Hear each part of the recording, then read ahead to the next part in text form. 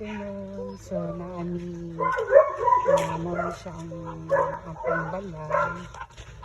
For rent siya near sa oval na nasa linis na nilang oval. So, harap lang dito ang akong balay. Ayan. So, yan. So, muna siya. Gusto mo mo itong wala siya akong number. Yun ang balay. So, yan. May space. Both side. Maaside. Takong area. Dito sa kabila. Muna siya. Akong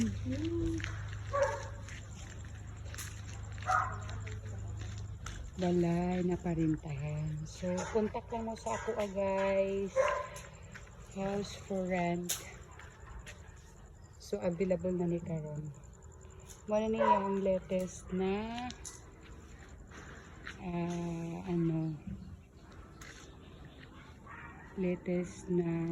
sa area kamalinis niya.